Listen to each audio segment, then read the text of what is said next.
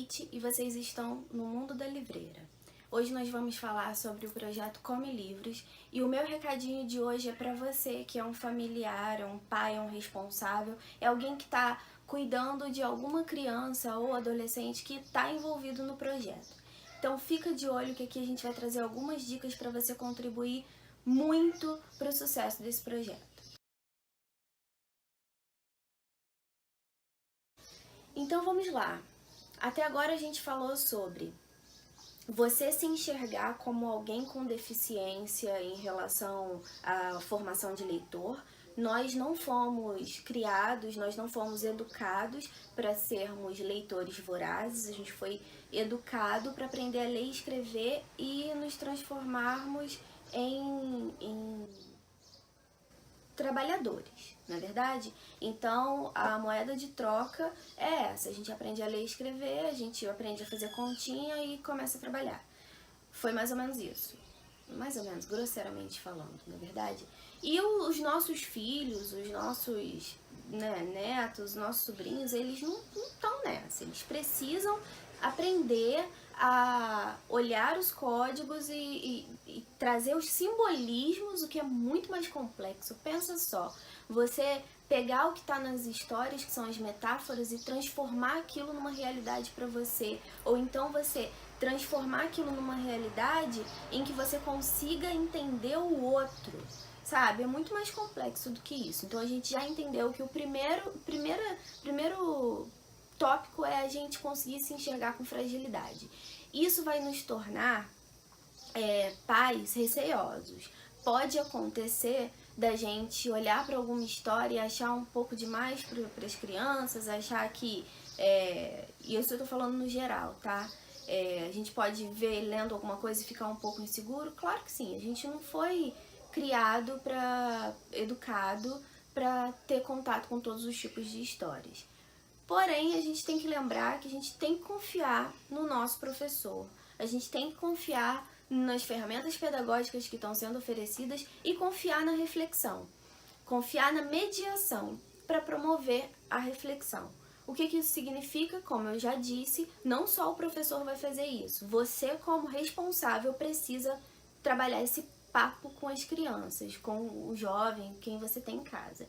Então, para a gente promover esse tipo de reflexão, enxergue-se como alguém com fragilidades em relação a isso e vamos junto para o projeto, leia com a sua criança, leia o livro que ele está lendo, converse sobre aquilo, ajude a fazer um cronograma de leitura, terminou de ler as páginas estabelecidas para aquele dia, pede para ele conversar com você, assista vídeos relacionado ao tema daquela leitura, vai pegando recursos que vão colaborar para essa formação de leitor.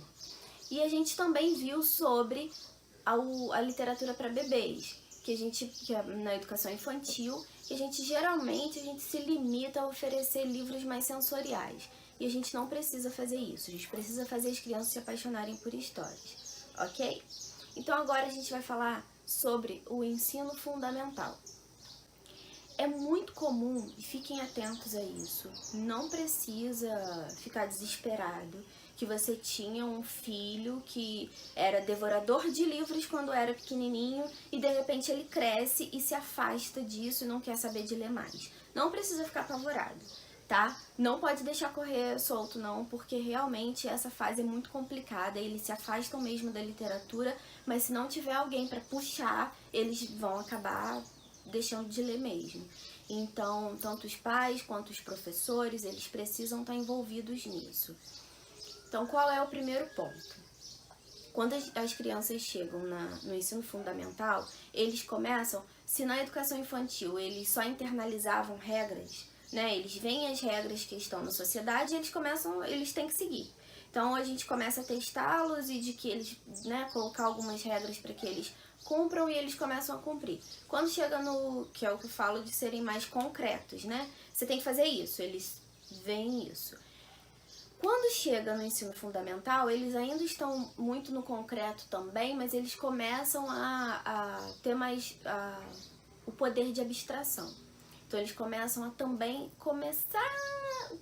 dar um pontapé inicial para refletir sobre as regras que eles estão vendo.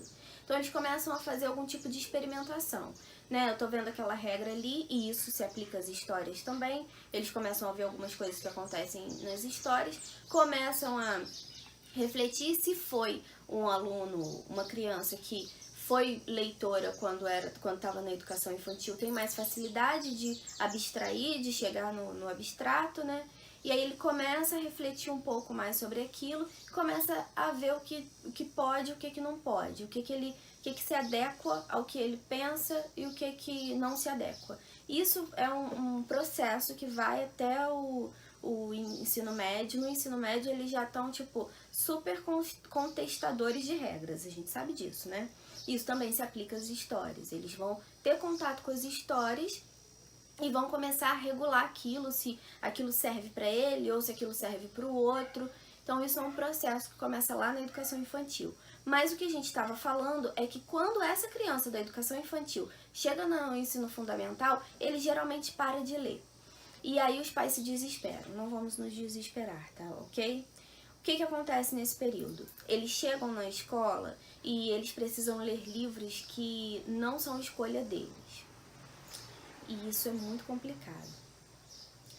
A gente começa a oferecer livros mais clássicos, e isso também tem a ver com a democratização da leitura, que a gente vai falar daqui a pouco. E eles precisam ter mais contato com as leituras anárquicas. O que são leituras anárquicas? São aquelas leituras que eles escolhem se baseando na quantidade de página, né? Tipo, esse livro aqui tá legal, tem uma capa bonita. Isso é um critério que eles usam. Isso é um tipo de leitura anárquica, né? Foi escolhido assim. Só porque a capa tá bem bonita. Só porque tem uma quantidade de página bem pequenininha, vou ler. Porque o meu amigo falou. Porque eu vi num canal do YouTube, vou ler. Esses são os tipos de leitura onde eles escolheram. Então eles ficam mais envolvidos nisso. Ou leituras que estão mais no meio deles. E principalmente leitura de fantasia e aventura. É nesse momento onde eles estão super abertos a esse tipo de literatura. Então, pais, professores, ofereçam livros que tenham a ver com os seus filhos, com os seus... essa criança ou esse jovem que está sendo cuidado por você. Não se esqueçam disso. A gente aqui, a gente ofereceu 4 livros, um por bimestre, mas eu coloco também, daqui a pouco a gente vai falar sobre isso, eu também vou colocar no cronograma algum tipo de forma que eles possam escolher algum livro para ler, né? O ideal é que esses 4 livros, eles vão ser só uma referência, mas eles podem ler o que eles quiserem. Então eles precisam ter escolhas sistematizadas, que são essas que nós profissionais fazemos, ou os pais fazem. Tem uma forma de escolher aqueles livros para eles lerem, para a gente conseguir promover algum tipo de reflexão e colher alguma coisa daquilo, né? Mas a gente também tem que dar liberdade para eles escolherem esses livros. E aí agora, partindo para o ensino médio, o que a gente consegue perceber é que no ensino médio vai se diluindo o contato com livros para que a gente trabalhe mais com os alunos sobre... A gente usa a técnica de metaleitura, né? A gente lê alguns textos para aprender sobre alguns textos, tipo gênero literário, escolas literárias, e aí eles vão perdendo o contato com a literatura. Então para pensar, começou na educação infantil, super leitor, entrou no ensino fundamental, eu sou revoltado, não quero ler, porque eu não gosto de ler, que eu gosto de celular, porque eu gosto de vídeo do YouTube, que não sei o quê. E aí chega no ensino médio, a própria escola, não vai dar tempo de ler, a gente precisa fazer com que eles entendam as escolas literárias e tal, não sei o quê. Olha só, então a gente tem que começar a perceber esse tipo de fragilidade para a gente conseguir trazer ferramentas que contribuem com o rompimento desse tipo de ciclo, porque senão vai chegar no ensino médio, acabou, não vai ser, a gente perdeu um leitor. Para a gente conseguir continuar fazendo aquele leitor começar na educação infantil e ir até o ensino médio, a gente precisa desse pacto que eu falei. Responsáveis, professores, vamos nessa, ok? Então, chegar no ensino médio, traga alguns recursos da vida cotidiana deles, ajudem no estabelecimento de metas, de cronograma, conversem sobre o assunto e pesquisa. Esse é o principal. A gente vai trazer alguns livros onde tem um leque enorme de pesquisa. Senta com ele, estuda sobre aquilo e não subestime o seu filho. Em todas as idades, eles vão ter perguntas para fazer. Se você não souber responder, pesquisa com ele. Ele vai adorar saber que você é uma pessoa que vai poder descobrir o mundo com ele, entendeu? Não é vergonha nenhuma não saber sobre aquele tema. Pesquisem juntos, aprendam juntos, conversem, reflitam juntos, ok? Isso para qualquer idade. Uma coisa que a gente tem que lembrar também é que a gente, quando as crianças são menores, elas vão fazer algumas perguntas que vão botar a gente em saia justa. Só responda o que ele perguntar. Não precisa se aprofundar, sabe? O lance da pesquisa para o ensino médio é fundamental. Agora, para a educação infantil, o que ele perguntar, responde o que ele perguntou. Não precisa se aprofundar e querer responder mais do que a criança está pedindo, não, ok? E por fim, pra gente concluir, para esse vídeo aqui não ficar enorme, a gente vai falar sobre a roda de leitura. Faça isso em casa. Para com a criança, com o adolescente e leia trechos. Principalmente adolescente, a poesia ela é muito bacana. De repente você juntar a família uma vez por semana que seja, sabe?